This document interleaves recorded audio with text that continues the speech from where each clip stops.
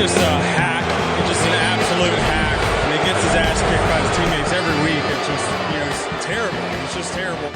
Welcome back to Hack City. Joe DeLeone and Sean Anderson, two former college football players from the University of Rhode Island. And today we are going to be recapping. Wow, that was a bad voice crack. We are going to be recapping the action from week 2 of the FCS playoffs. Sean, it's not the semis, by the way. It's not the semis. This is week 2 of the FCS playoffs, in case you need to be reminded that. After that, we get the quarterfinals, and then we have the semis, and then you can, tweet out what you want about the semis. Before we get to that, though, can you share a quick word with our listeners about BetOnline? Yeah, I'll tell all the jackass narc sticklers that I guess have never been confused about a playoff format system or the terminology used in it. I'll talk to them about BetOnline. You made a bad mistake. Dork loser. You made it. Who cares what it's called? Who cares what it's called? I don't. And I admitted on the show when I was talking about it, I don't know the difference, and I never will. They all have different terms. Semifinal means that there's 2 teams left. Who cares? There's 4 teams left. There's 2 games left. How much do you care about that? That it's called the semis. Look, on a scale of 1 to 10, how much do you care? The criticism that you got for tweeting about Montana's ranking, unjustified. You not knowing how a playoff bracket works oh my God, I is know really how problematic. Works. Oh my God, I know how it works. I know how it works. And I was right in that tweet. And I was right. I'm a correct person. But Sure. Yeah, I didn't. I pardon me. I called it the semis when it should be called the double quarters or the quarters or the first, second round beginner trial. I don't care what it's called.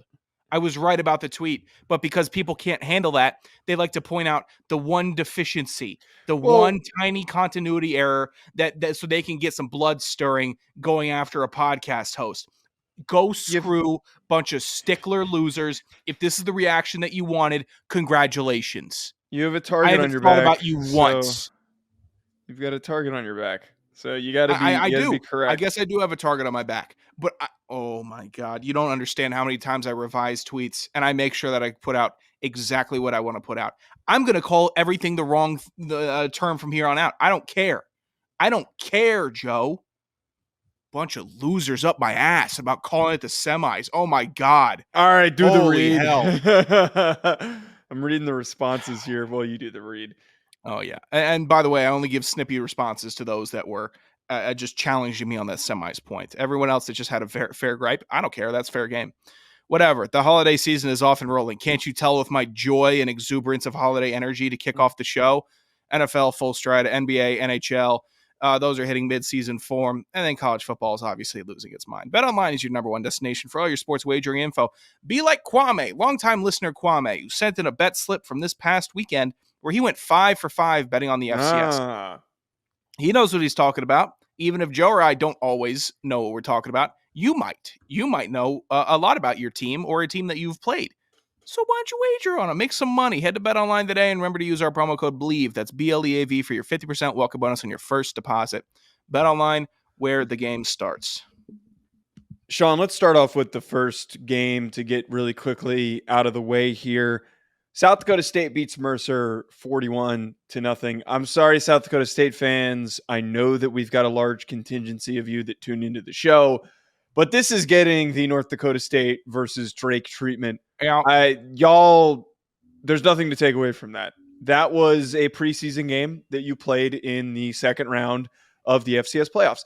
I will say I found it extremely hilarious that the Mercer team tried to do the tough guy bit and warm up without their shirts on, and then they got smoked 41-0.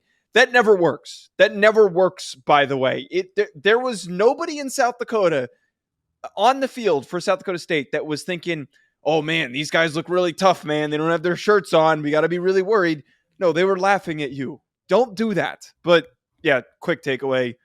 Blew past him. Mark Gronowski, Walter Payton Award finalist. Great win for the Jackrabbits. That's all I got. Yeah, not a ton to break down. I don't always oppose the shirtless in the cold. I think it's for yourself more than it is for the other team, especially if that other team consistently plays in that cold. It's so you can psych yourself up and say, this doesn't bother me. We're going against Goliath, and Goliath won this one. I've never really been that irritated by it. there are other pregame stuff, like all the meetings on the field before and the breakdowns and all that. But that didn't bother me as much. This game, it went exactly how we felt like it was going to go. I mean, go ahead. Let Isaiah Davis get in his full form in the playoffs. Good luck, everybody else. It's dangerous. Mercer, you played at the buzzsaw. You had a good team this year. You had a better team than I thought they were going to be after like week 3. They made the playoffs. And unfortunately, you had to play South Dakota State. It's just unfortunate. They're a better team this year. The team that they will be facing in the quarterfinals, they are going to get the chance to face off with Villanova. Villanova, there were a couple blowouts. This one was actually more lopsided, a little bit of garbage time points scored by Youngstown State, but 45-28 for Youngstown. Early on, we started to see, first of all, I thought this game was going to be a lot closer. I really thought the Youngstown had some offensive prowess, and they were clicking early. This thing was close early, and then we just saw Villanova meticulously pick them apart, and they've got a lot of really good athletes. I think I underestimated the level of athletes that they have at receiver, at running back, at tight end, because they don't have a guy that put up 1,200 plus yards or 1,100 plus yards or even like 1,000 yards really at any of their positions. They just had a lot of guys that were like in that 800 range, a lot of just really good stats, but nothing elite. But as we see, it's more important to have a well-balanced receiver room than it is to have that elite one. And I think it was perfectly summed up by the highlight that was constantly recycled on Twitter and also on ESPN during these halftime shows. The one play where Villanova's wide receiver could not have been any more wide open. It was a lob pass that was thrown to him, and he streaked all the way to the end zone for a touchdown. Easy, unscathed victory for Villanova. And I'm going to be straight here. I think it's a very tough task to beat South Dakota State, but South Dakota State should not take them lightly because they're a team that has a little bit of juice and that can move the ball quickly. Yeah, Villanova impressed me with their offense, mostly because Rajon Pringle only got 1 catch for 5 yards, and they still put up 45 points. He's kind of been their dynamo on the outside at wide receiver. He's been good. He's the one that gets the touchdowns, the long catches, and Connor Watkins and company just made it work. They made it work on the ground. Watkins was impressive, 2 rushing touchdowns, Barley a touchdown, Jalen Jackson, we talked about him last week. He had 2 touchdowns on the ground. They took advantage of Youngstown State, and Youngstown, this is kind of what we saw all year, right? Like they're going to beat the bad teams, and then when they play the good teams, it's going to be they're going to be up and down. They're going to be a little inconsistent. They are not the team that is going to completely play up to their opponents. They'll beat the bad ones. They don't play down to other teams, but they couldn't hang. And it's just time in the season where we got to get real. Villanova expected to win. Villanova did win. South Dakota State, tough draw. That's the buzzsaw. No bones about it.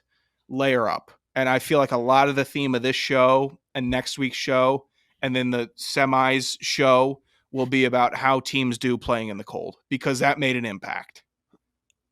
Yeah, I think that, yes, it definitely does make an impact. A lot of these high-seeded teams are ones that have very, very frigid climates. I also, final thought, I really think that this is justification for anyone that criticized why there were 2 CAA teams ranked where they were. I understand that the other one, which we're going to get to, it was CAA on CAA. But a mid-tier Missouri Valley Football Conference team is not really on the same level as a top 2 CAA team. That's something that I feel like a lot of people just don't want to really recognize. They too many athletes, too much speed, too many weapons. They think the CAA is the ACC, and I think that if anything, that there's a lot of really talented teams playing right now in the CAA. So can't doubt them and can't look past them. If your team that is not in that conference from the Big Sky, the Missouri Valley, whoever's going to be playing Albany and Villanova next, you can't look past them because they will come out swinging in any game. South Dakota versus Sac State, Sean, 34-24. This one was a hard-fought battle. Sac State, interestingly enough, Carson Camp ends up playing a vast majority of this game. USD's, though, their run game, man, it was cooking. It was in a rhythm. They had such an easy time. It felt like just moving the ball on the ground. It was a not a grind you out game, but just like an easy, unscathed first down after first down after first down. What really killed Sac State, though, because they actually played a decent game, was the turnovers. There were just way too many stupid turnovers that completely took them out of the game. And when you turn the ball over as many times as they did, have a fumble that led to a touchdown, all of those issues, you're not going to win a football game, even if you play really good football. Yeah, South Dakota, there was a clip that was going around that said that they, one of the players, I think it was Charles Pierre Jr., that said that they had the best running back room in the nation. It's up there.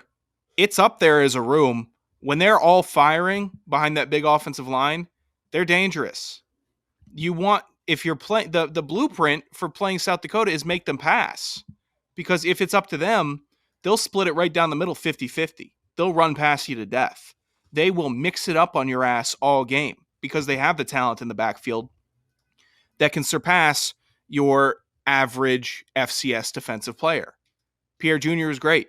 Travis Thiessen, this game was great. 68 yards, a touchdown. You combine the two, we're looking at damn near 200 yards, a touchdown between their top two rushers.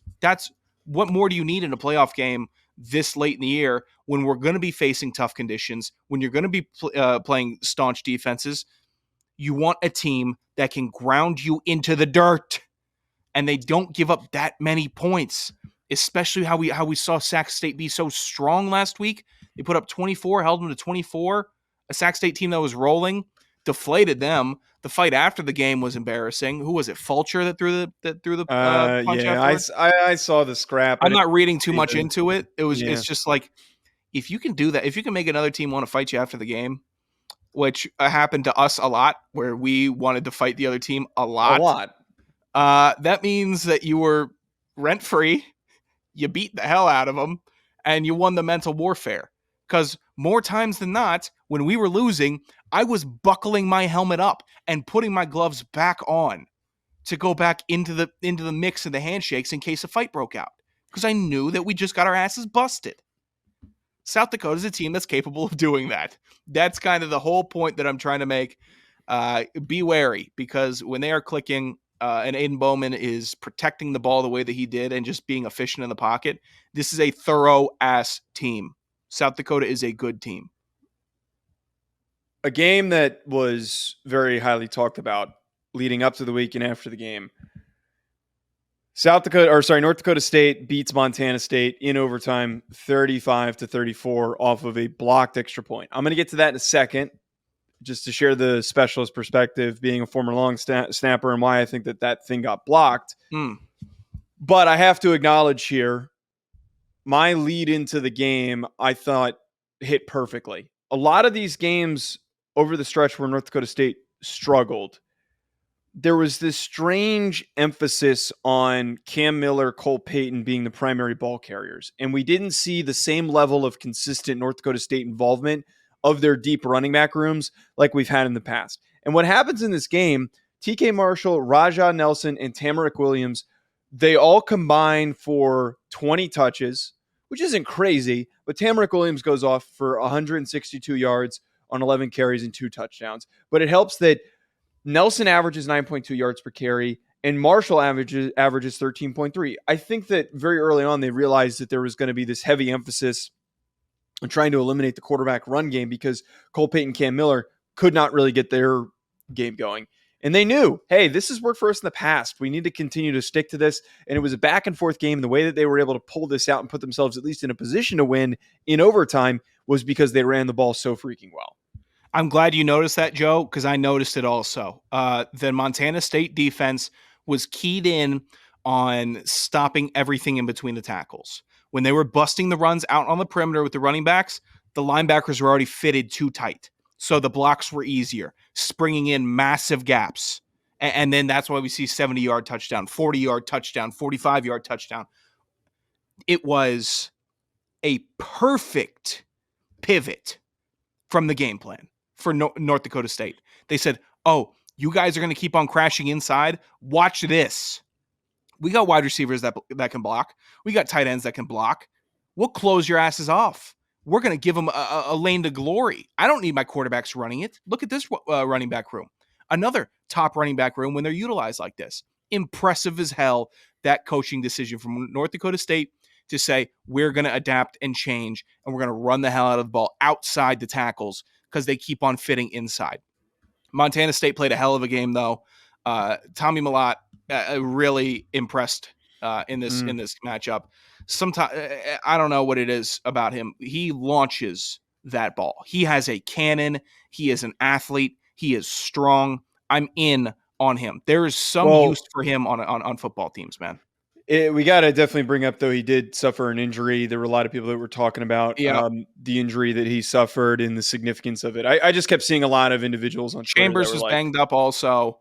Chambers broke off a pretty impressive run also. I mean, look, it was a fantastic game. It was a great matchup. Tons of dramatics. North Dakota State just outcoached Montana State.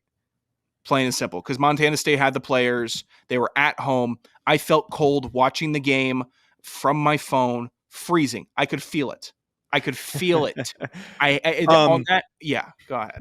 No, I didn't mean to cut you off. I thought that was funny though that you brought up by the way. Dude, on the Ty McCulloch touchdown, you see him score, and you see he's got the sleeve, and then in the corner of the end zone, you see a massive pile of snow and frost and cold, and you're like, oh my god. It's too intense. Prayers up for Delaware for trying to fight through that, and we're going to get to that in a second. That was a bloodbath. I have to talk about this though, and my thoughts on this, I think, are something that the average, and I'm not saying this because I'm trying to be like, oh, you don't get what I'm saying. I'm not trying to be an ass to. I won't feel that way. I played. I was a long snapper also. Wait. All I'm just trying to say is I think generally most football players don't really understand or don't really know the intricacies of the kicking game. And most fans outside of that also don't understand the intricacies of the kicking game. If I were to make an assessment of what happened on that play, my best speculation is I think that because this kid, and we've all kind of joked about this 6'8" kicker, and he missed an important kick against Idaho that cost him. It almost feels like two things led up to this. The ball clearly came out on a low trajectory, which is always just a nightmare situation for if a guy jumps late over the top of the long snapper and gets his hand up, that thing's getting batted down. More often than not, and there's a reason why a lot of kickers aren't built like punters. There's a reason why a lot of kickers are usually a little bit more compact, normal sized in that 6 foot range. We never see a 6'8" kicker because a lot of times the ball does come out on a lower trajectory. Just from my experience being at camps, being around guys that played at other college programs, being around guys that were combo players and better punters, and just knowing that aspiration for a taller player that was a combo, enticing them to punt instead because they're going to have a much better time. I don't know if this kid was a combo coming into Montana State, but he should be punting. This guy should be punting. He looks like he's got a decent leg. He looks like he's got pretty good power. I just worry that that low trajectory cost him in this situation. And it also feels like there's so much more room for error in his setup. There is so much more room for error in his steps. And it feels like in this situation, the operation was definitely slower because it takes him a lot longer to get where he needs to swing on the football. I know that's very in the weeds, but that's just my general assessment on things. I'm not trying to blame the kid, but I just don't know if the whole 6'8" kicker thing really works. I don't know if he's being set up to play the best position for this Montana State team. And I'm sure that there were probably fans that gave him some pretty negative comments and people were trying to be negative about this. I'm sure that people were pissed off, but just understand it's not really his fault. It's a really big, hard uphill battle for him to succeed. I remember when I was at the William & Mary Monmouth game and William & Mary walked it off on a blocked field goal, I noticed how distinctly tall the kicker was from Monmouth. I can't remember exactly which one it was, but there was, let me just read this off real quick. The Monmouth specialist group, 6'3", 6'3", 6'4", 6'2". They were all tall. Whoever it was, I know those are kicker punters, and one of them was a punter. I get it. But when he was kicking extra points and he was that tall, it was coming out flatter. And we noticed it early on. That's going to be a problem. That could definitely be a problem. It's coming out too low. A hand should be grazing it. And Lo and behold, it did. So I like your breakdown. I think the shorter kicker is the way to go. You get that arc and you eliminate a risk. You do. And for anyone who thinks I'm like over speculating on this, it's the same way in almost the reverse of like, I'm not going to invest in a quarterback that is, that's under a certain size threshold. Actually, I think the better example here is having a 6'8" center is not a good idea. Like No. having like a 6'7" center, there's certain size profiles you look for these positions. And I think that this certainly applies for a kicker. I don't know if the kid can punt, but I think that kid needs to make the transition and start to punt because it's twice now. It sucks for this kid. I feel so bad for him because it's like twice now that it's cost him because, they might have had a higher seed. They might have been in a better position. Who knows what could have happened if they beat Idaho and then here they are losing because of a blocked kick. It's tough. Well, I'm glad we got the expert's opinion and not saying that sarcastically on the specialist debacle because there will be some Bobcat fans looking for an explanation. Yeah. Albany versus Richmond. This is also a boat racing 41-13. I appreciate the Albany football account tweeting out co-champions in regards to the fact that they beat Villanova by 21 and they also boat raced Richmond, who was one of their co-champions. My really only takeaway from this, we said this leading into the game, their defense is really freaking good. Legit. This is one of the best defenses in the country. They were all over that defense. So many sacks, tackles for loss. I'm telling you right now that I think they beat Idaho. I really think that Albany's going to beat Idaho. That's interesting because I was left with a lot more questions about Idaho after their game than I was with Albany after their stomping of Richmond. Now, we had been telling you all season, and I'm not patting us on the back, but just acknowledging that we've been telling you all season that Richmond bit fraud soup. They've been drinking the fraud soup all season. They didn't play the gauntlet that Albany had played. Albany, legit. Poffenbarger, legit. Told you all about Woodell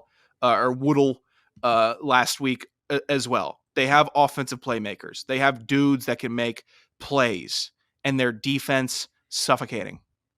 They had a linebacker that was up for the Buck Buchanan. They have players on each level that make an impact, and they don't let you get away with a thing.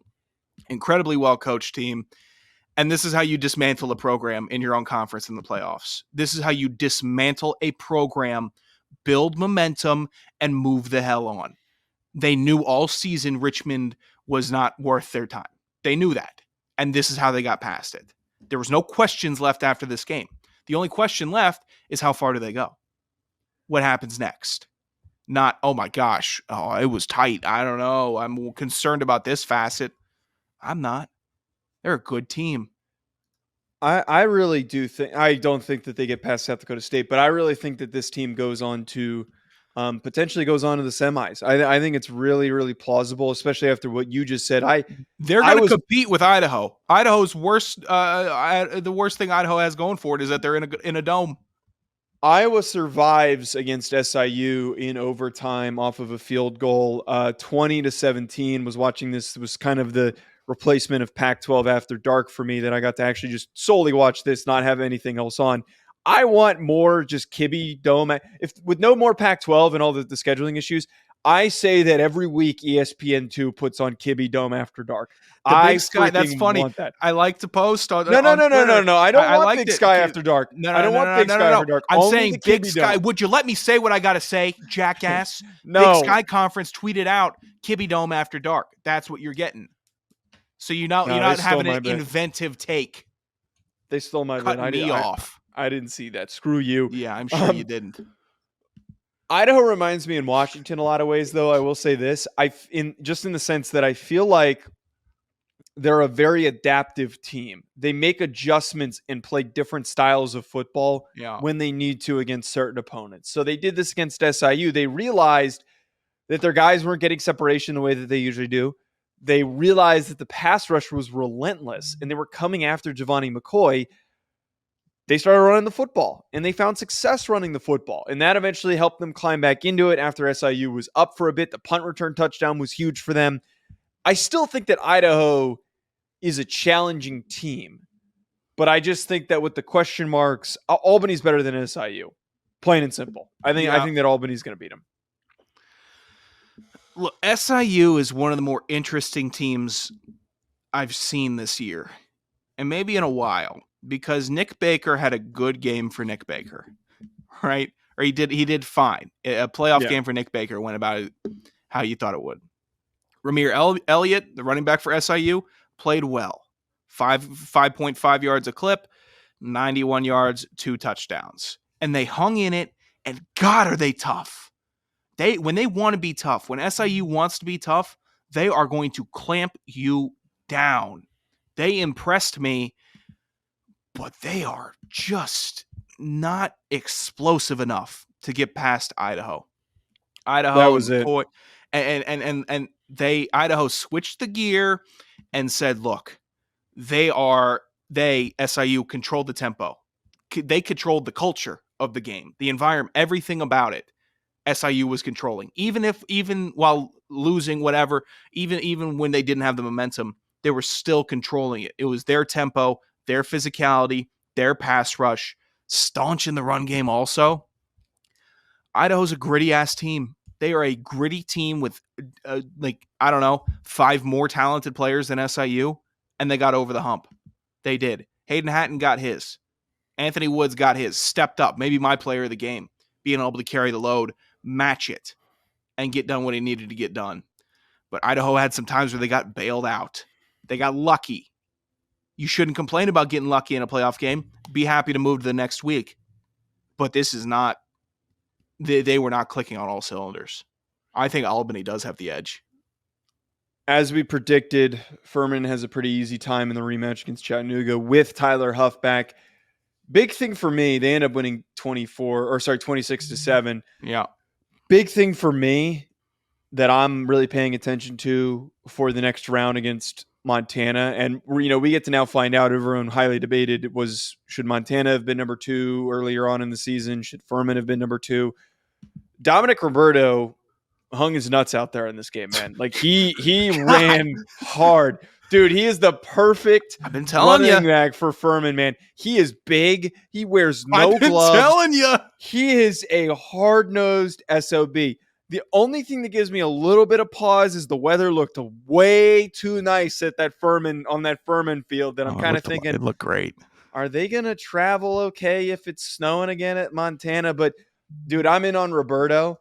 They were a little slow to get going, which they can't do against Montana. But like if they are in a position where this is a tied football game against Montana, I got to say, I'm not sitting here saying that I think that it's a foregone conclusion that Furman wins. I'm not sitting here saying that. But I think that they are in a position where they have the offensive linemen and they have the running backs to grind you out, as well as a quarterback who can complete those passes necessary on third downs to keep your offense moving. I would have liked to see some more points, but still, Roberto, big dog in this game. There's not a ton to break down in this Furman-Chattanooga game. I said it last week. Chattanooga maxed out on their potential this year. They were a team that was going to go to the playoffs, win a game, then lose by 10-14 to Furman. That's what they did. That's what they were capable of this year. And they were not the chaos team, unfortunately. They just weren't. Furman, still an excellent program, but travel well. It's still a problem if you got clear skies in Montana, Joe, making that trek. From North Carolina or Furman, South Carolina, North Carolina. From the Carolinas to Montana in December? No. That's a nightmare. A death march. Delaware didn't have a shot. What were we thinking? Why didn't we check the weather? We should have known they didn't have a shot. And you're just oh, of course. You're trying to march on the Russians in Russia.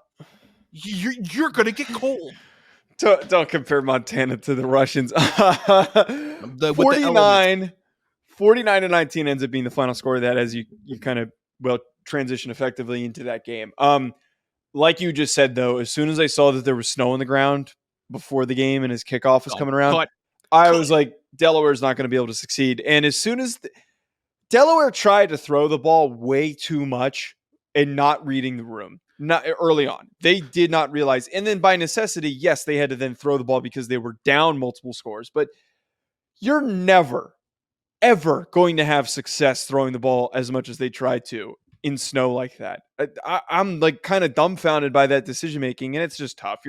You're going into a frigid area that you're not used to playing in, and these guys practice in it a couple times a year leading up to the playoffs, if not more than that. They're used to it.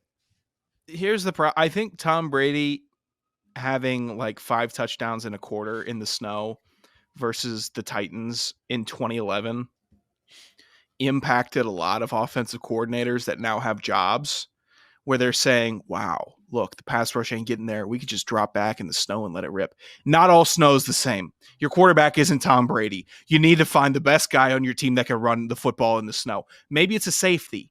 If I was looking at the Rhode Island program, I would have said, Sean Antoine, come back here, run the ball in the snow. Just because you're built well, you would have been built well for it. I know you play safety, but we need to find the best snow runner. They're hard to find, and you just don't know. LaShawn McCoy's stellar at it. There's other players that have just been notably very good snow runners. Delaware didn't have it, and they didn't find it. Montana just lives in the snow. So they're all pretty well equipped. We should have known. As soon as I saw it, but the fallout from this game, the reactions from the Montana Stadium were pretty incredible about how passionate that fan base was, how loud they were, how impactful the Montana fan base is when they're playing at home in the playoffs, especially. Holy hell, buckle up, Furman. Yeah. You can bring fans. They won't get heard. I don't believe it will be astonishing if this one is close. At Joe DeLeone, at Sanderson Radio, folks, thank you for tuning in. Make sure you hit that subscribe button so you don't miss out on our preview of the quarterfinals, not the semis. Enjoy the rest of your week, folks. We'll be back.